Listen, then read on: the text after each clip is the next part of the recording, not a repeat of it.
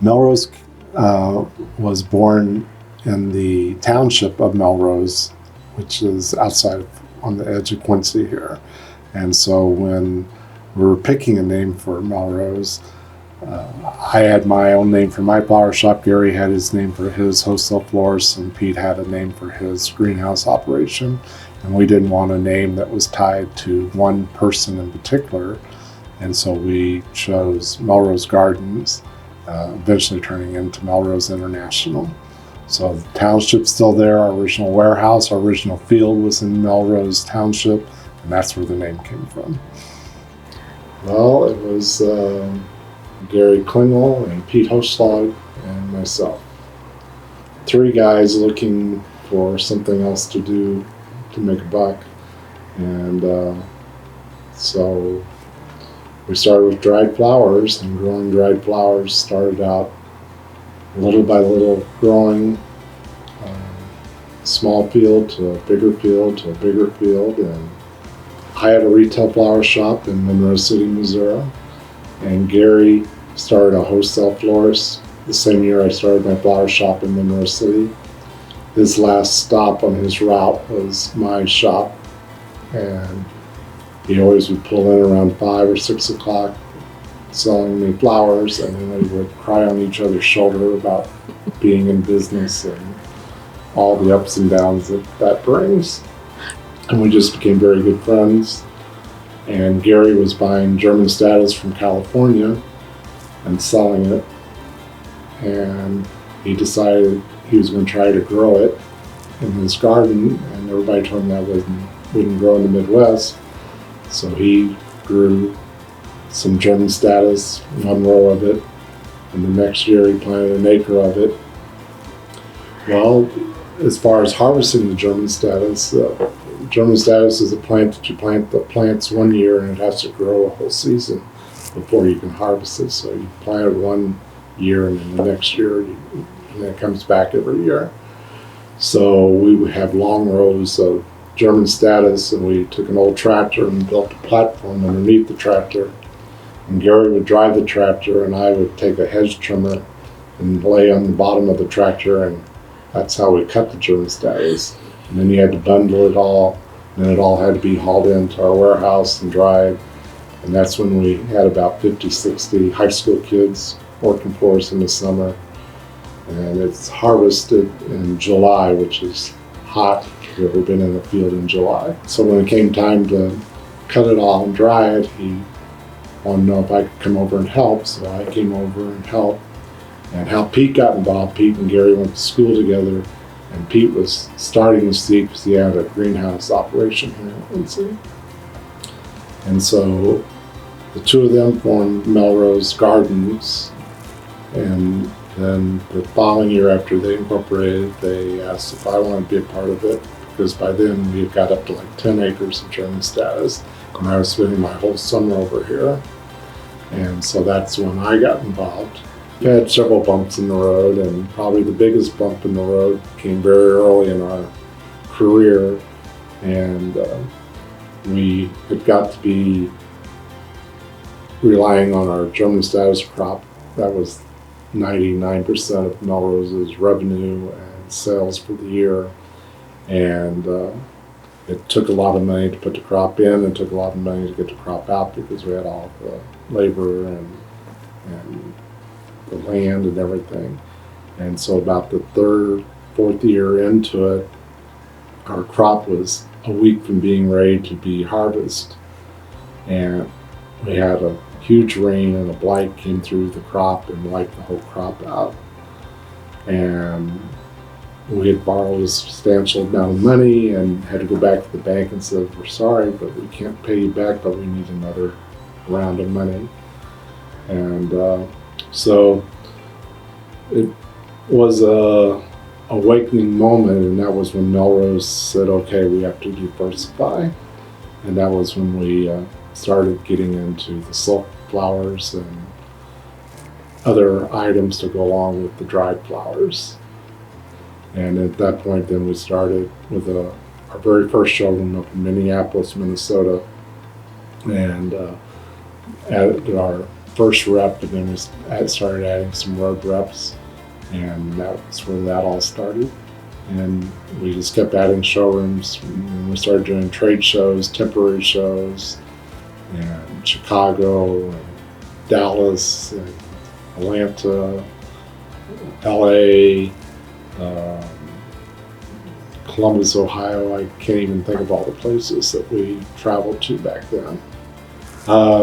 We kept growing our booth. Our very first Melrose's personal showroom, our one in Minneapolis, was a sales rep showroom, but in Chicago we kept enlarging our booth, and finally the people from the Mart up there came and says, you're spending X amount of money, why don't you just come on over to the Mart? So we decided to bite the bullet and do that. So Chicago was our first permanent showroom, and then Dallas became our second permanent showroom, and then Atlanta became our third permanent showroom.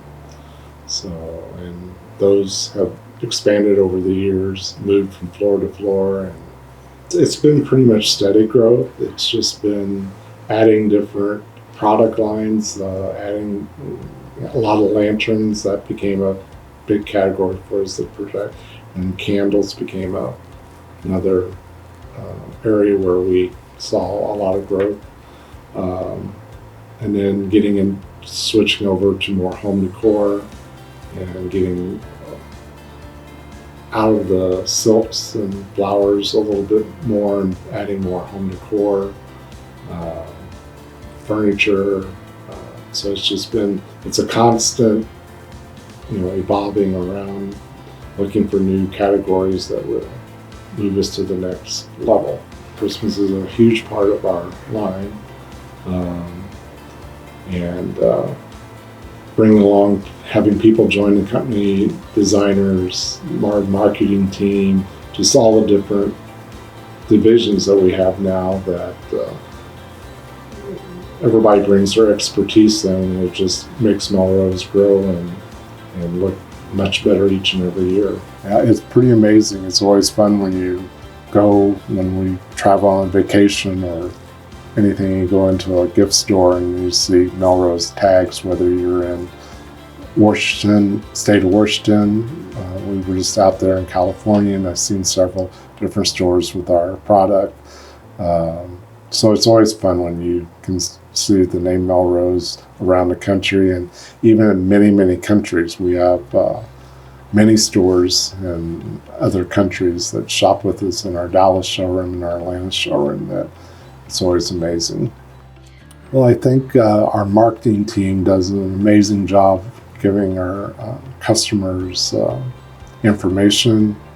I think our design team gives our customers great advantages in design ideas.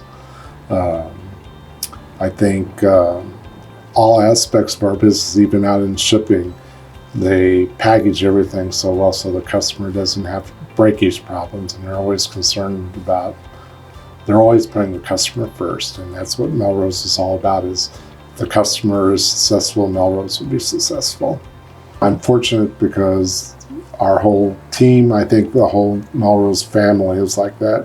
Whatever needs to be done, even if it's not in your job description, everybody's willing to help the other person out.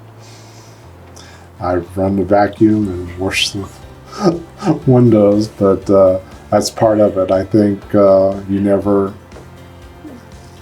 get too big that you can't do whatever needs to be done to make it happen for everybody.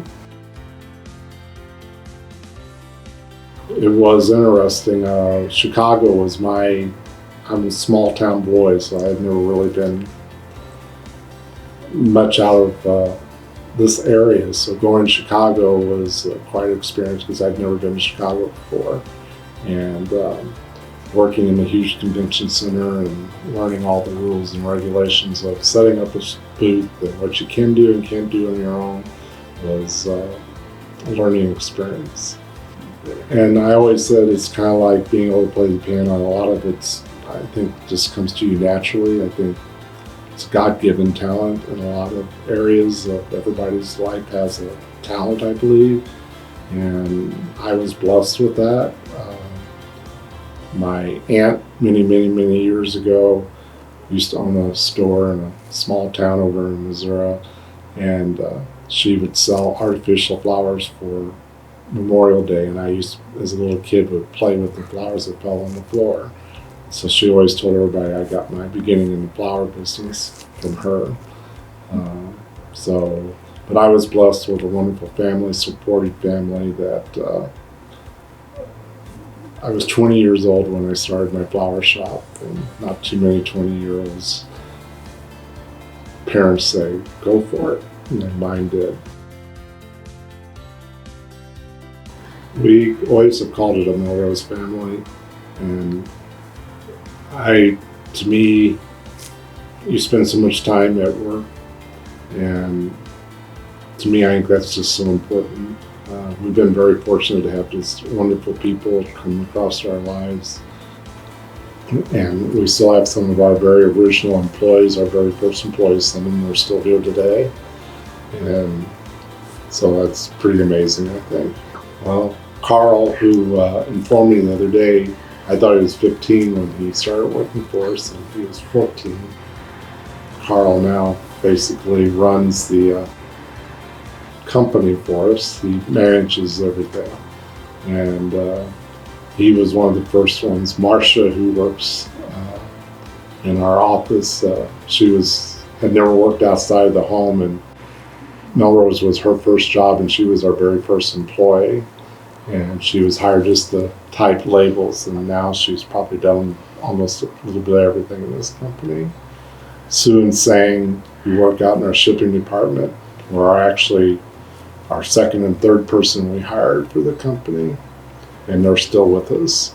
And Sue used to they always brought their lunch, and when we were out in the fields working, she would always bring lunch for everybody. And it was all homemade, so she spoiled us very rotten.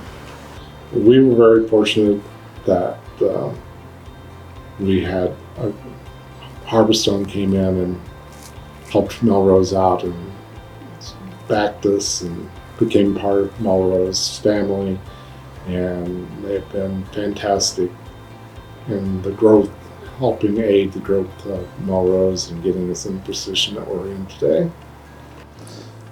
Well, there's a lot of people behind the scenes, and I've been very fortunate in my life to have Rich Menemar and Harvestone be very supportive of Melrose in many ways, and they're always there for us.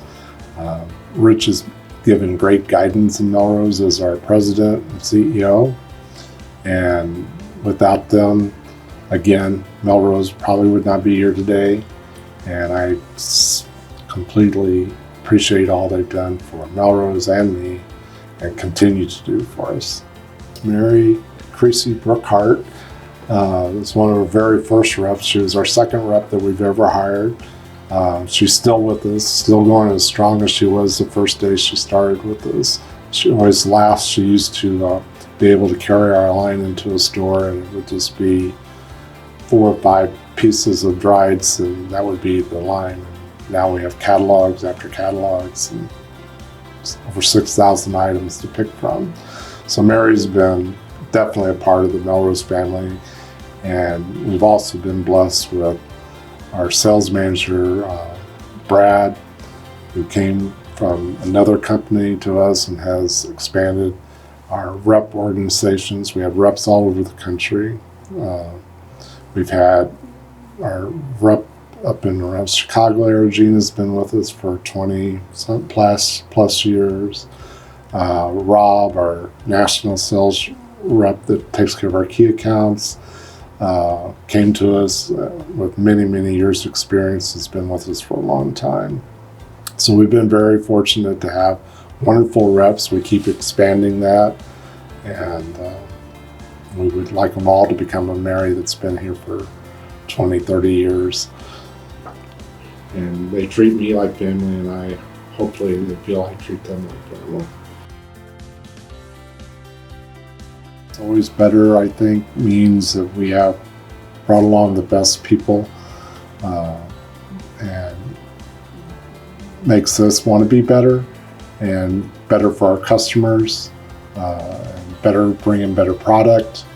And it's just as a bar for us to achieve, to make things better for our employees and our customers.